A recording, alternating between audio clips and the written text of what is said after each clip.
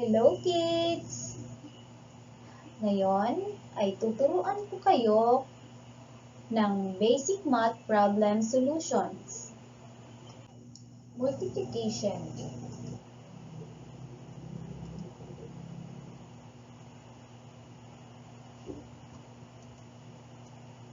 Eight times 2 equals 16.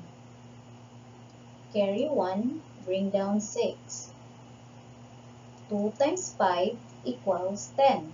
Plus 1, 11. 2 times 2 equals 4. Plus 1 equals 5. 4 times 8, 8, 16, 24, 32. Carry 3, bring down 2. 4 times 5 equals 20. Plus 3, 23. Carry 2, bring down 3. 4 times 2 equals 8. Plus 2, 10. 1 times 8 equals 8. 1 times 5 equals 5. 1 times 2 equals 2.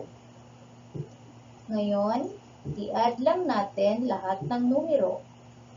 Bring down 6, 1 plus 2 equals 3, 5 plus 3 equals 8, plus 8 equals 16. Carry 1, bring down 6. 1 plus 5 equals 6. 1 plus 2 equals 3. So, ang tamang sagot ay ito, 36,636. Next, addition. 3 plus 4 equals 7. 2 plus 3 equals 5. 5 plus 2 equals 7. Ganun lang kadali. Ito ang ating sagot. 757. Division. Okay. Ilang 2 meron si 5? Merong